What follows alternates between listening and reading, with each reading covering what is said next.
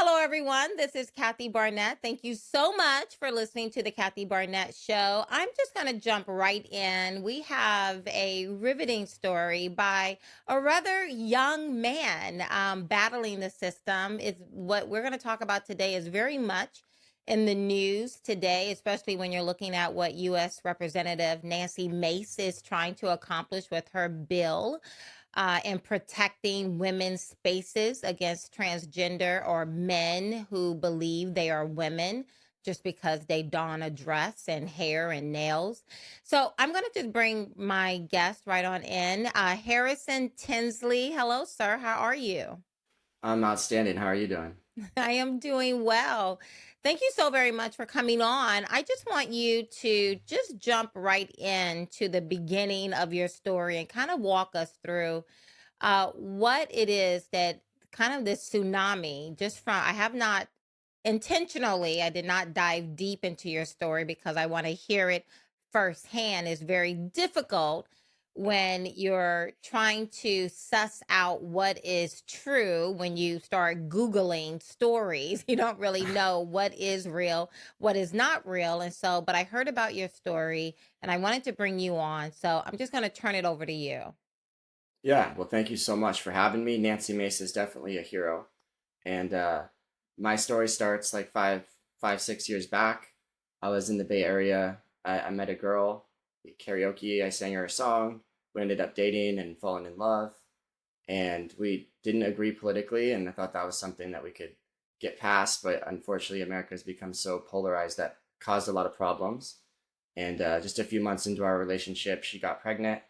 And thankfully, we were both stoked about that. And we found out it was a boy and agreed upon the name Sawyer, which was amazing. And we were both thrilled. And I was always extremely enthusiastic about everything, wanted to be in his life. And his mom posted when she announced that she was pregnant on social media. She was like, "Baby Sawyer due in December. I'll love you whether you're a boy or girl or neither." And that was kind of concerning. That was a red And flag number one. So that was your first red flag, boy, girl, or neither. yeah, even though she was stoked that he was a boy, so it was interesting. But yes, that was a big red flag for sure. And the pregnancy went on. We were super stoked and enthusiastic, being a part of everything. Going to doctor's visits, and essentially she just got really hostile towards me. It seemed like over politics, and I just started to get like threatened daily. She would also talk to my mom and sister and threaten it that I wouldn't be in Sawyer's life if I wasn't like more politically correct, essentially. And Now, this is around what year? What year is this? 2019. Okay, so Donald Trump's in office. The world is on fire. There is Yeah. no middle ground with this man, apparently. Either you really appreciate him or he's Hitler, according to some. And so I guess she was on the of the opinion that he was really, really bad and a danger, a threat to democracy and all of that, right? That's how it seemed. Yeah, I And didn't where were bring Trump up you or at that anything. time? Where were you politically at that time? Conservative, somewhat libertarian, but I wasn't as political then as I am now. It's only made me Okay. stronger in my convictions as I looked into things more and more. But And when she started threatening you with not being able to see your son, has she delivered the baby at that point or was she still pregnant? no, this is just during pregnancy. Okay. Yeah, so she's pregnant, and it gets to a point where roughly halfway into her pregnancy, she basically sends me like breaks up with me, sends me a cease and desist letter from her attorney, saying not to talk to her and different legal threats, which I respected. And essentially, I didn't know when my son was born. I found out Mm, 1 week later from social media, one of her friends reaching out to me and telling me and sending me a picture. And that was heartbreaking, of course. And right. from there, I figured out what I was going to do. I went to this legal self help center in San Francisco, and they helped me file all this stuff. It took about 2 months. Filed this giant filing for parentage, custody, and visitation of my son in February, so 2 months after he was born. And from there, it took 13 more months just for me to meet him. So I got to finally meet him when he was 15 months old, in spite of Wow. knowing about him the whole time. It was travesty. It was heartbreaking. But it made me a stronger man to be a better dad for him and a better fighter for the future of the children of America, because that was a So now pretty we're trying time. in so now we're in 2022 almost at this point. No, this is just 2020. So this is 2020 at the height of all the craziness that we have been going through Yeah, or as a maybe nation. 2021. Yeah. Yeah, 2020, 2021. But nevertheless, and I keep bringing up politics because it's kind of this parallel world we've been living in where one day we would agree to disagree on issues, but generally we just moved right along. I knew people who, a Democrat and a Republican living in the same household, they just agreed to disagree and they just created a life to each other. And then all of a sudden in our country, it was 2016 happened. It was like not only the introduction of MAGA with Donald Trump, but also the introduction of this mind virus that seemed to grip the mind and heart and soul of half the nation. And one would think that maybe she's mad at you initially, but at some point throughout the first 15 months of the child's life, something in her would say, maybe he should at least meet his child. But unfortunately, what I find is that the mind virus is so strong. These people are just not flexible. They're very rooted in their worldview.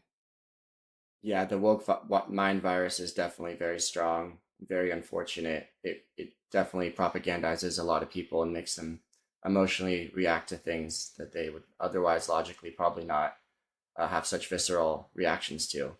So But she yeah, I mean, wasn't flexible at all no, she with was you trying during the very first hard. 15 months. Yeah, she was doing everything she could to not let me meet him, making it impossible with COVID restrictions, making up lies about me, the most horrendous lies possible that were crazily untrue and horrific, and just something that no one should have to go through. But unfortunately, in family court, it's a common occurrence that lies are said about the other parent. And not just any family court, but this is family court in California, right? In San Francisco, California. In So the San heart of Francisco, it. you know what? I mean, again, which is another world of in and of itself, San Francisco family court. So here you are at the time you're 27 years old, when your son is conceived. Now you're going into, you're a young man. You're in California, which is bad enough when you're trying to fight against a woke mind virus, but you're in San Francisco, the epic center of this woke mind virus. And what begins to happen with around 15 months of your child's life? I get to visit with him, which is spectacular. Just getting to look into his eyes for the first time and hug him for the first time was amazing. I mean, just there's nothing like it. Like the amount of love in your heart just opens up in ways you could never imagine when you have a kid. It really changes who you are. And just getting to experience that was Right. just miraculous. And yeah, I'm so thankful that it finally got to happen. They did make it as hard as possible. They tried to have people be there when I was visiting with him and all these things. But I fought for a few months through all of that nonsense. And I moved to the Bay Area. And the judge actually, who said it was a travesty that I hadn't seen him for 15 months as well, um, gave me half custody immediately when I moved to the Bay Area. So super Right. thankful for that. And I started to have him half the time. And yeah, I mean, Okay. it just And started is to that the bond end with of the him. And story? no, Okay. Well, what happened next? well, the lies about me became more heinous and more widespread. She started to defame and harass me online uh, pretty regularly and horrendously. And so I was awarded a temporary restraining order because of it was such bad defamation. It was verifiably untrue. Right. And as Like, well what were some as of the things, do you mind sharing? What were some of the things she said about you that would just the allow a worst things court to possible. award you a restraining order? The worst things possible, like you can think like Brett Kavanaugh or Johnny Depp, just very Yeah. horrible things that are Mm-hmm. completely untrue. Right. Yeah. And so Okay. from there, I had half custody, got this temporary restraining order because I was being defamed so much. And his mom started to call him they, them, and pretend that I believe herself as well as him were non binary. Now, And how she old would is your son at this point? roughly two. So at 2 years old, she had decided that she saw something within him, or maybe he verbalized it as a 2 year old. I don't know if they're even speaking very clearly at that age. I can't recall. I have two kids of my own, but time begins to blend together. Yeah. But somehow she had gathered enough information to believe that her son was transmitting to her that he was actually not a he was a non-binary. Well, I disagree with the premise and say that she pushed that idea herself to either get at me or because she started to identify that way herself, or she wanted to be able to show off to her friends that she had, some sort of special kid or whatever. I think people often use it nowadays as like a Gucci Virtue handbag, signal. so to speak, virtue signal of their compassion because they have But a what was it? kid. What was she communicating to you and to the court and to others that she noticed about her son that gave her Hmm. the impression that he was trying to tell her that he was really not a he was a she, or that he was non-binary altogether? What was she saying? Yeah, well, she didn't really describe it in detail. I think it was more of like the idea that kids should be non-binary until they can choose for themselves, Oh, perhaps. okay. But I can just tell you, I was spending a lot of time with him, and my half custody time, I spent every second with him the whole Yeah. time I had half custody, and he definitely did not feel that way. He always has adamantly said he's a boy and wants to be a boy. He never went along with it, not even a little bit. So he wasn't expressing that for sure. It was being forced upon him, and sometimes she would put dresses on him and makeup on him or Mm, coerce him. She took him to Disneyland one time, and he told me after, he was like, Dad, when I went to Disneyland, I couldn't go on the rides unless I wore my princess shoes, and I didn't want to wear princess shoes. I wanted to wear boy shoes. right. So it seemed much more like it was being forced upon him, and he had no interest in it at all. I don't think a 2 year old could even comprehend such an abstract idea. No. Um, yeah, so it was definitely being forced upon him. So there was that, and the restraining order, which ended up being violated as well. And his mom ended up getting arrested for child endangerment and placed on a 5150 while he was with her, What is a and 5150? an involuntary psychiatric hold by the police. Okay. So she was And displaying some suicidal tendencies. um, well, it wasn't that. I can't speak to why the Okay. police officers essentially made their decision, but we did Okay. subpoena all the body cam footage from the night, and then basically there was just a night where she had a big fight with her roommate and was acting very erratic or manic, and it seemed like Right. she was possibly a danger to herself or others, including Or Sawyer, other. of course. Mm-hmm. Mm-hmm. And so that was horrifying, and ended up getting a trial granted to me because of those things, mainly that one, and some other little broken court orders and stuff. And so yeah, we ended up having a 4 day trial, ended up being 5 days, and they didn't really let me submit a lot of evidence. Her attorney sort of just objected to everything that I Right. or witnesses said. And so I tried to waste the court's time so that we ran out of time and didn't get to present our evidence. We didn't really get to cross examine her, which seems completely against the court system. But yeah, after the trial, though, regardless, we presented all this evidence and we still felt confident. Like, there's no way they can't, you know, benefit us in some way. But a few Right. weeks later, the court gave their decision and decided to keep custody 50-50. And, that was a little devastating. It was Right. just like, wow, I finally had my chance to actually present, how crazy this all is and how much danger Sawyer's in. And the court didn't do anything. So I'm going to have to try something else. And I decided I was going to start to speak out publicly. And so I'm thankful to like Daily Wire and Matt Walsh, and they broke my story and about everything that had happened. And from there, I just started doing as many interviews and events as possible, speaking at the Capitol against some of the crazy anti-parent bills in California, Right. just doing all these interviews speaking up how we need to protect kids, especially from gender ideology, how it doesn't belong anywhere near them, Right. how it should be classified as child abuse, in my opinion, and just how this is just a crazy social contagion that needs to stop. We're hurting children irreversibly.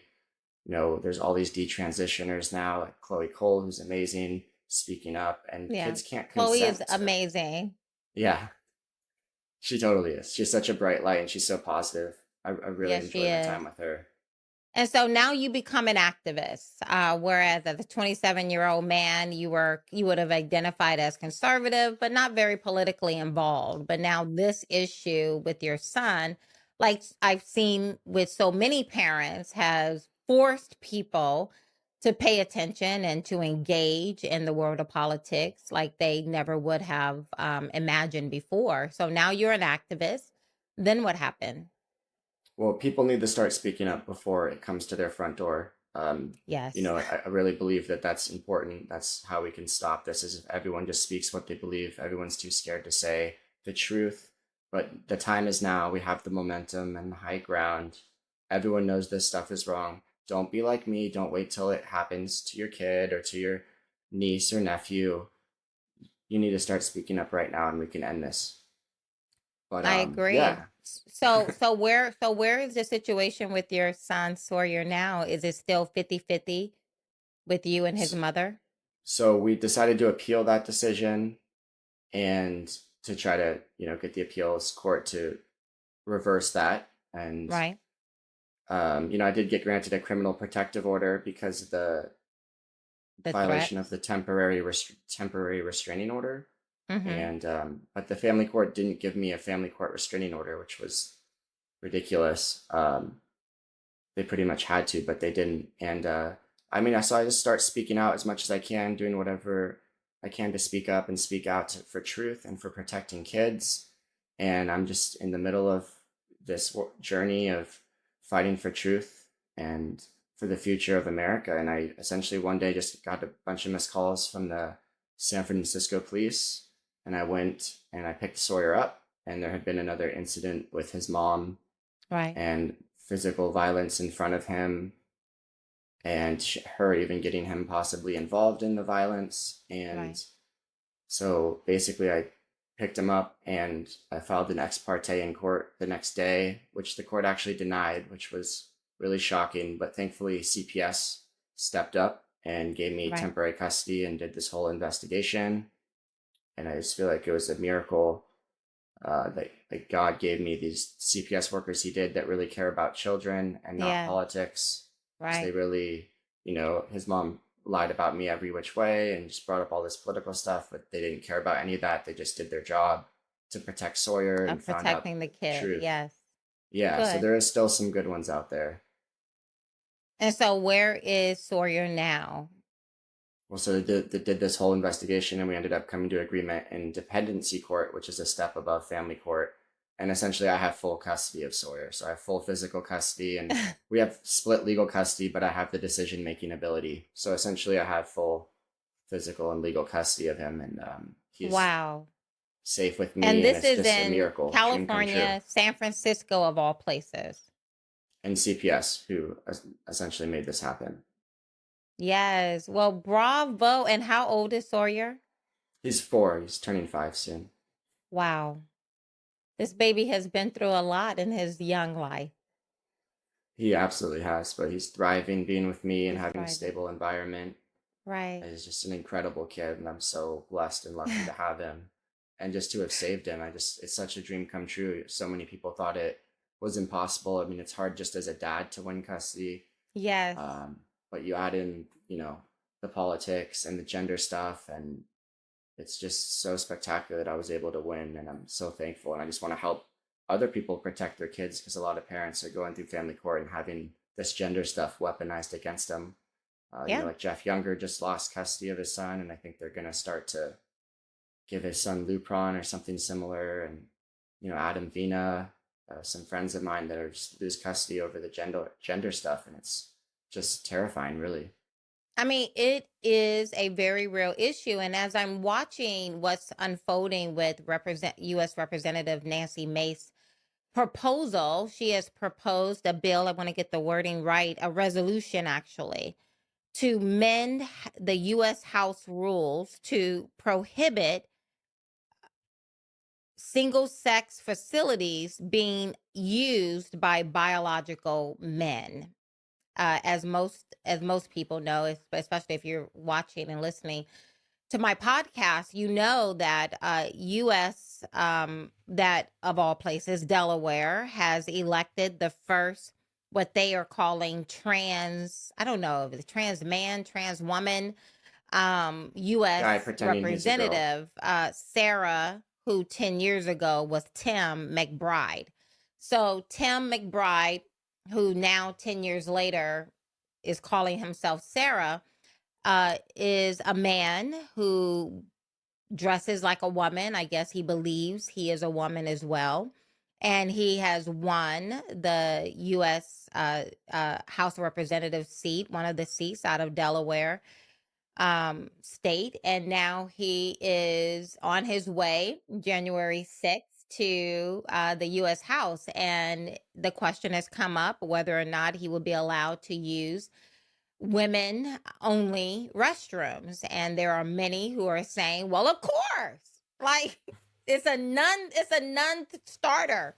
We shouldn't even be talking about this. And to talk about it is to be a bully, is to be insensitive, is to be a rube, is to be, the worst type of human being. And I disagree with that vehemently. I believe there are only two genders. I've been very clear about that. And everything else is a mental health disorder, waiting for a compassionate psychiatrist to sit down and begin to have a conversation with that person.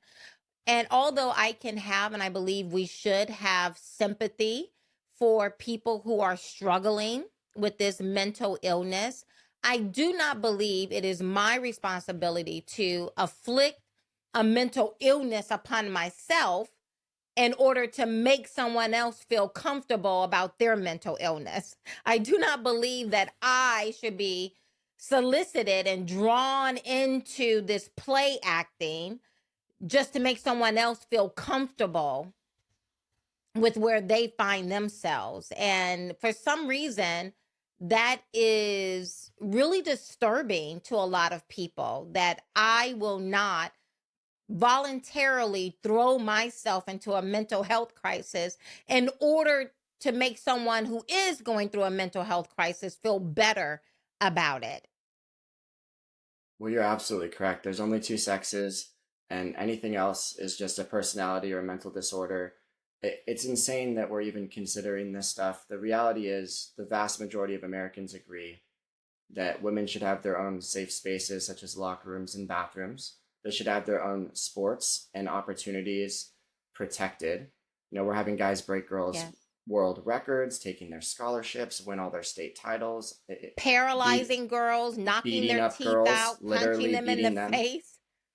Yeah, and everyone knows that's wrong at the end of the day. And everyone also doesn't want, schools keeping secrets from parents, taking their kids to school, calling them a different name, putting a dress on them, Yes. and then putting their normal clothes back on and giving them back to the parents and pretending like nothing's happened. In California, Because who's undressing your child? Who's that's monitoring an the interesting point too. undressing and the redressing of your child in these facilities outside of your home? And why should I trust this stranger more than I trust my husband or my family or myself?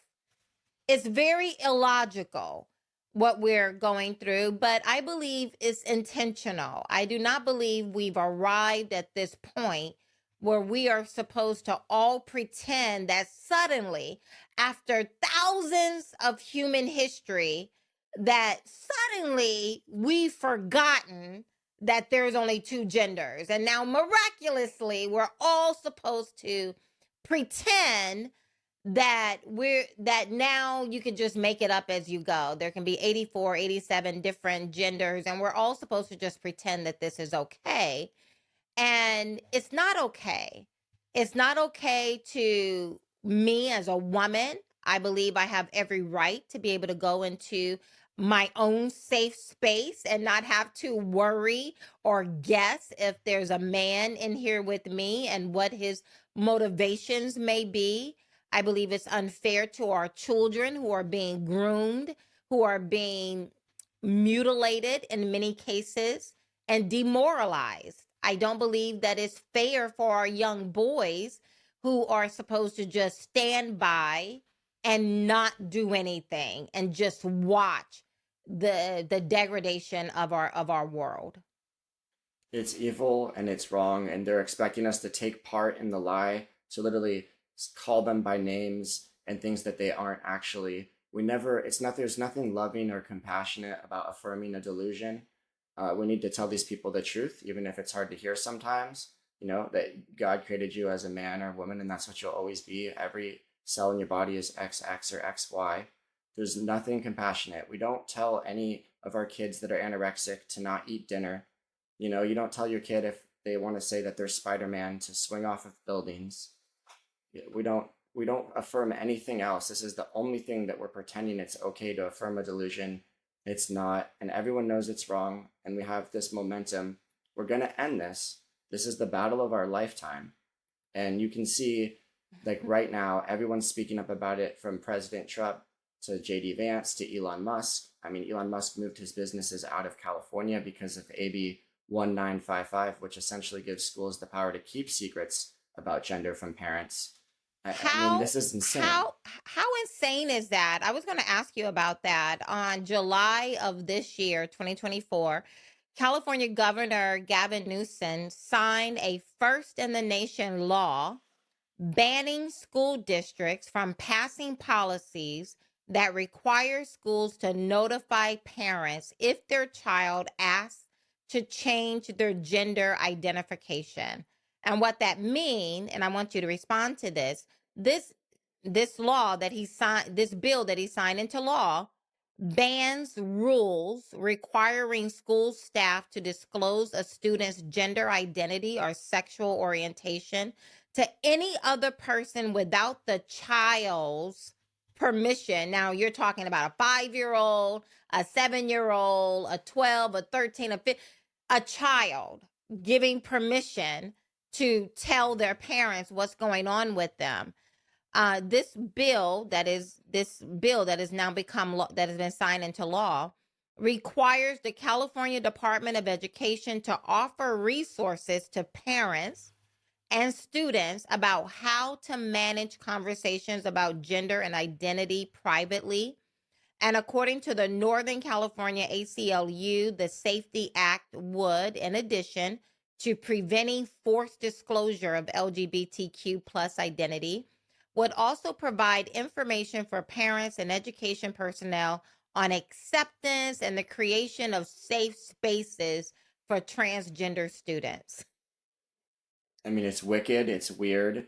It makes you question them as a whole. How could you do something so terrible? I mean, they won't even give your kid a Tylenol without contacting you first. So I'm not sure how they could do something as large as changing their gender behind your back.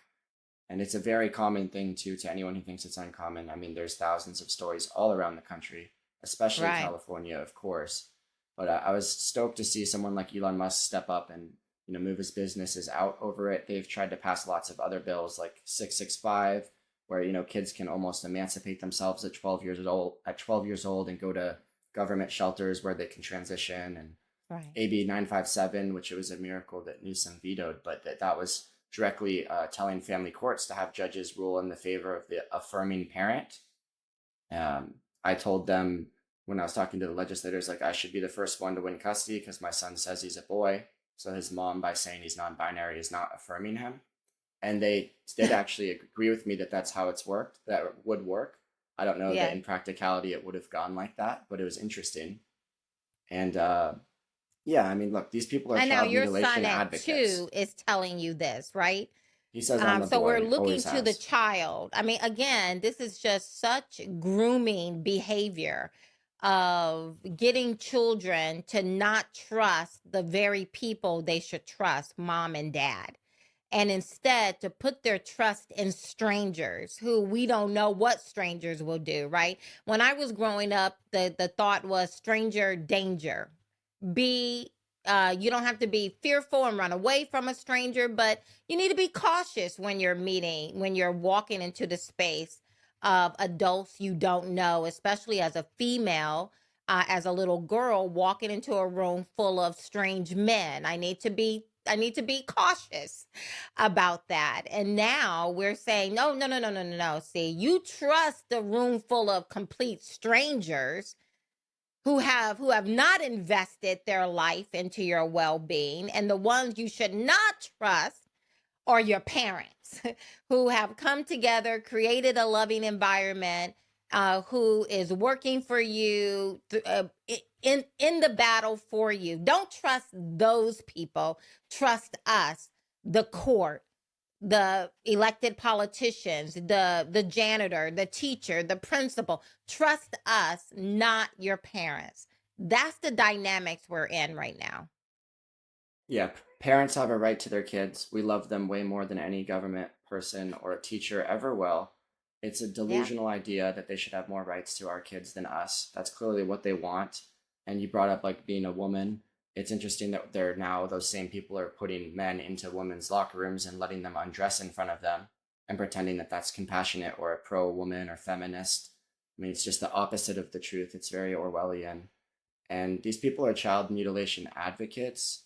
They're literally having kids take surgeries and hormones that will, mutilate their bodies forever, sterilize them for life.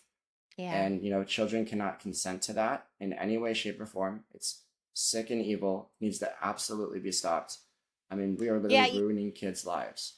I mean, just a couple of points here. One, because you said it a number of times that these are not isolated incidents. And again, as we're watching the unfolding of Nancy Mace and the newly elected U.S. Representative Sarah/Tim McBride, who's the man in women dresses wanting to go into women's spaces, as we're watching all of this unfold, one of the one of the constant comments that's coming from the left is that this is just an isolated incident, that this is not happening everywhere. It's not prevalent. There's not men trying to go into women's spaces all around the nation. And Republicans are just isolating and bullying this one person. That's not the case. There are a number of incidents, thousands of incidents, whether it is apparent, almost always white young moms who want to transition their boys into little girls all across the nation. You mentioned some of them already, two of them already, but you see this all across the nation with little boys, mothers wanting to transition their little boys. But you certainly see grown men look very much like a man. They're not pretending very well at all, wanting to have access to women only spaces, whether we're talking about Riley Gaines and the other girls on the swim team, or the boy who paralyzed a young girl by hitting her in the face too hard with a volleyball. We all saw the Olympics that just happened not too long, the Paris Olympics that just took place, where two men are allowed to box and beat up on a girl publicly. We're allowing men to beat up on girls publicly, and we're all supposed to just sit around, watch this, and say, yeah, that's normal. That's not normal, right?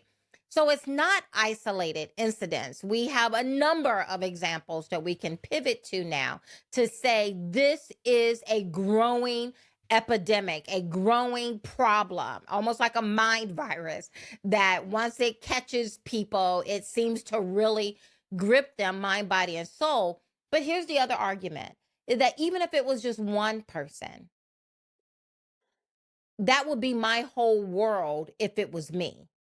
It's your whole world when it happened to Sawyer, right?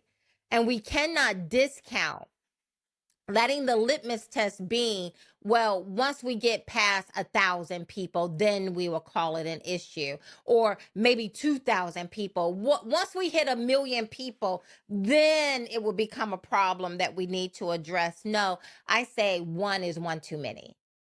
Just like One, one illegal coming over the border and killing raping and killing one American girl. That's one too many times, right? When it doesn't have to be. We need to have this mindset, I believe, of protecting the most vulnerable people in our society. I believe that that is the litmus test of how great our nation is how we treat the least of us or the weakest of us. How do we treat that person, the one who can't defend themselves, like a 2-year-old boy, from beginning a process that will have irreparable damage to him? one is way too many. Riley Gaines is awesome, courageous individual. I'm so proud to know her. She's incredible. But quite frankly, if you just think about it logically, it doesn't even make sense, their argument, because they're trying to say that it doesn't happen, like it barely ever happens, but also that it's okay. So it's like, is it okay then, or is it not okay? Because they're acting like, oh, it never happens barely. Which one is Right? it? So are you Which one is acknowledging that it? it's not okay if it happens a lot? Because it kind of seems like what they're getting at. Harrison, that is a wonderful It, retort to that, right? Is it right. should we not concern ourselves with it because one, it doesn't happen that often, or should we not concern ourselves with it because it's perfectly normal? Which one is it? It can't be Exactly. both. But this is the genius, the evil genius of the Democrat Party and their ability to create narratives. They will talk out of both sides of their mouth. And unfortunately, in time past, the Republican Party or even the conservative right, we don't have a ready retort, a ready counterpoint to push against their evil narrative. But to your point that you've made many times, I've been talking about this now. I started homeschooling my children at this point 12 years ago because I saw 12 years ago what most people are just now waking up to. I saw it when my daughter went into kindergarten and I found out she had a guidance counselor, and I'm thinking to myself, why does my 5-year-old have a guidance counselor? What is this guidance counselor going to guide my 5-year-old on?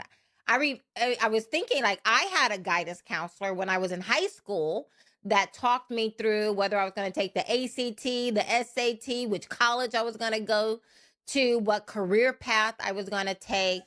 But why would my 5-year-old need a guidance counselor talking to her about those things? So I emailed my daughter's guidance counselor. I asked for her teaching objectives. It was 35 of the most ridiculous things. And I just remember 3 of them. Number 5 was going to teach my 5-year-old how to distinguish between a truth and a lie.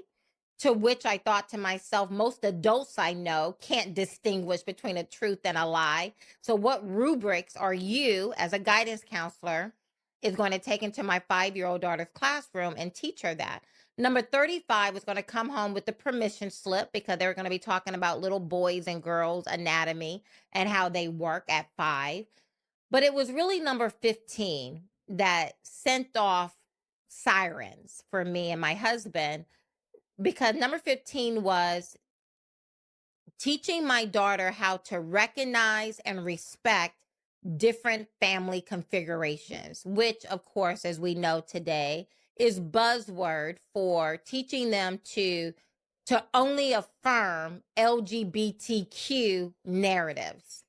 And I saw that 12 years ago now, and I'm so very grateful because my babies have not been touched by the woke mind virus. But although I was very outspoken about it, and I've been outspoken for a very long time about it, most people have not. They've really cowered on this topic for obvious reasons, because it's going to cost us something to speak up and say there are only 2 genders and everything else is a mental health crisis, waiting for a compassionate psychiatrist to sit down with them. But today, since Donald Trump won just a couple of weeks ago, there's a sense of courage that has been reintroduced into the American people's spine.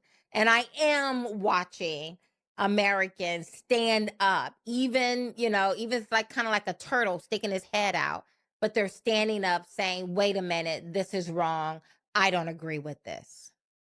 That's magnificent. You homeschool your kids. And yeah, the time to speak up is right now. We have this opportunity to put an end to this craziness. Trump won.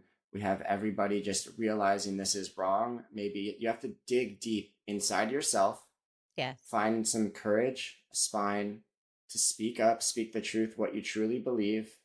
I mean, otherwise, you're going to have to look at yourself in the mirror every night. You're going to have to look your kids and grandkids in the eyes and say what you did at this moment in history when we put an end to this nonsense. Because that's Yeah. what's happening. We've got their number. We're coming for them. It's absolutely unacceptable to mutilate kids.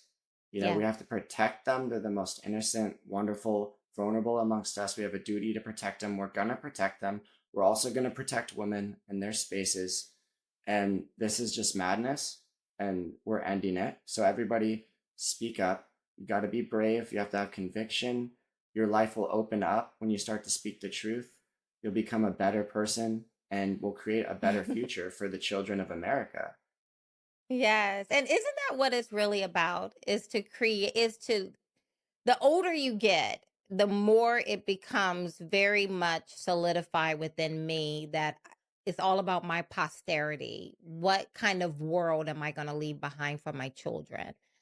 That's what most people, especially at my age, we begin to think, right? Right now, in your age, it's all about creating a life and working and the economy of things. But as you get older, it really does become about what kind of world am I going to leave to the next generation? And I love how you just said that to everyone in this moment. This is the moment. And when it comes to your doorstep, because most people think, oh, this happens to people like Harrison Tinsley, it doesn't happen to me.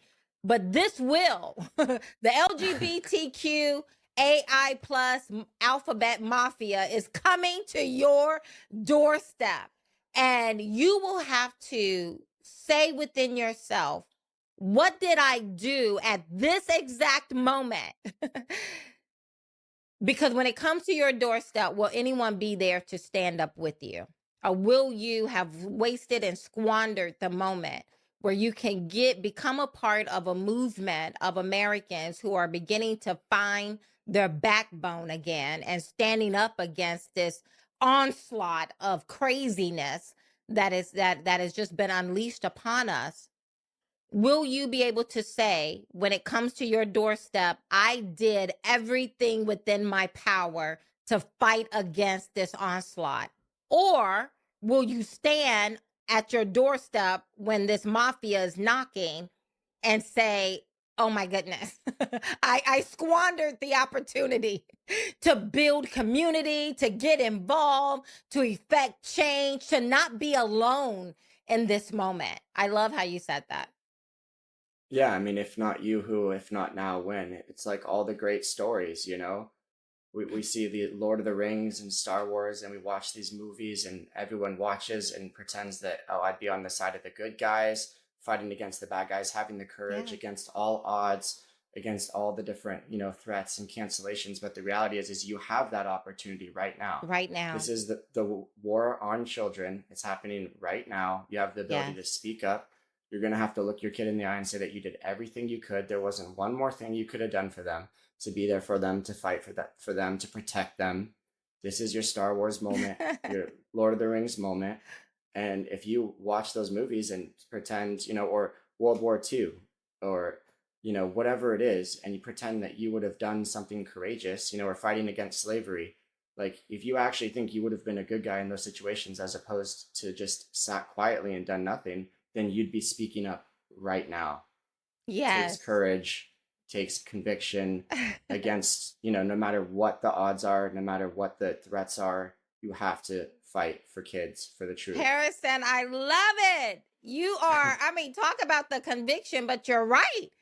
That is such, like you're just providing so many pearls. If you think you would have been one of those Abraham Lincolnites who would have stood on the side of abolishing slavery, if you like to envision yourself as being on the right side, all you have to do is look at where you are right now on so many issues.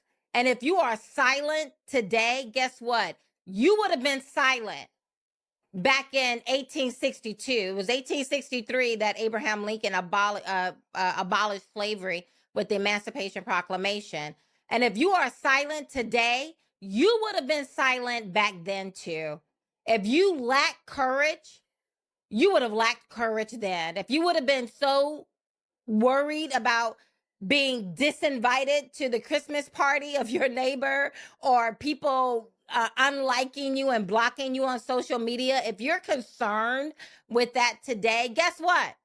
You would have been one of those people who either would have fought against Abraham Lincoln to keep slavery, or you would have been one of even the worst ones. You would have been the ones on the fence who had nothing to say, who would have been lukewarm. And if you read Revelation chapter 3, when Jesus get to the church who is lukewarm, the church who sits on a fence, the church who's not hot nor cold, he said, "You make me sick. I want to vomit when I think about you." That's how horrible you are. So, yeah, I know I'm laying it on thick because the time calls for it. It is either now or never. And as Harrison said, if not you, then who? And if not now, then when are you going to get off the sidelines and start looking around? And you won't have to look that far, I assure you, to find people who are say, I'm meeting up here, I am going here, we are sending letters to this legislator, we are going to this school board. It's literally in your community. If you are in a community, you have a public school board, and you can do, if nothing else, you can just show up and sit and take notes and Yeah. put yourself in the path of resisting the foolishness. Because if you think just voting for Donald Trump is enough, 2016, 2020 should have taught you the lesson. We have been given a reprieve, and it is incumbent upon each and every one of us to do our part. Donald Trump is not Jesus. He cannot do it on his own. It's going to take the rest of us to get engaged. Harrison, I give you the final word. There's this darkness that has been falling over our society, over us as a people, but we can be the light. We can protect the kids. We can win against all odds, no matter what. We just have to be brave, speak the truth, protect the most vulnerable. This is the moment in history. Everyone has a chance to be someone that makes a difference, to fight for something that matters. Children matter, women matter, the truth matters. This is it. This is going to be in the history books. Where will you stand? What will you tell your grandkids when it comes to your door, or when it comes to this world? You know, look, the UK's banned it. Countries in Europe have banned it because the Cass files, they banned this child mutilation stuff for a reason. You follow the data, the actual science. This stuff is not working. It's not helping with their mental health outcomes in any way, shape, or form. It's potentially making them worse. And we're going to stop it. Speak up. Be brave, save the kids. Let me ask you one more question before I let you go. Sawyer is turning 5 next month. That means he will start public school next year. And like I said, like I read off earlier, Gavin Newsom, Governor of California, Gavin Newsom, has signed into law AB 1955 that bans school boards school districts from passing policies that require schools to notify parents if their child asks to change their gender identification. Have you given any thought to what you're going to do with your son and his education? I'm figuring out the best way to keep him safe from all this nonsense. I'll absolutely make sure that he is in an environment, whether that's homeschool or a school that's non-woke, where he can just thrive and learn about normal kid stuff and have this crazy gender ideology and propaganda nowhere near him. And he's going to have an amazing life, and I'm always going to protect him. and fight for other people's kids as well. Because yes, I our love school it. system is definitely flawed.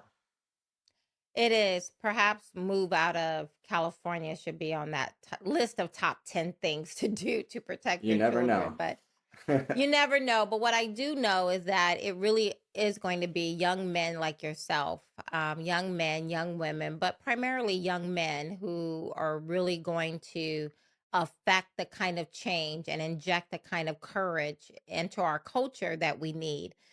We've seen it. We talked a lot during the Trump campaign, the presidential campaign, of looking at these young men who are sick and tired of being told to just shut up, sit down, believe the woman, you have no opinion, your masculinity is toxic. And it's so encouraging to meet a young man. You're still a very young man, but it's really encouraging to know that you started this fight at 27 to be a part of your child's life. That says so much in the culture in which we're living in today, that has so many derogatory opinions about our young people and specifically about our young men. And it really does my heart well to see you fighting for what is right, because we really do need men to stand up. And if enough people stand up and speak out against this, this will end. Thank you kindly. We do need more men. I personally see much more moms and women speaking up on these issues, and more men need to be bold and have some conviction and be the protectors that they were made to be, so we can have a thriving society and protect children. Yeah, well, I love it. Well, everyone, that is Harrison Tinsley. I am so very grateful, Harrison, that you would stop by and share your story. This is what we must do. It's like iron sharpening iron, everyone. We must tell our stories. It truly empowers each and every one of us. It gives us whatever that oomph we need to know that we're not alone and that there are people who are out here fighting. So, Harrison, thank you so very much for coming. Please tell Sawyer we said, hey, I would love to meet him one day. I'm so happy for you and your family, and I look forward to hearing the rest of your story in a couple of years from now. It sounds wonderful. Thank you so much, Kathy.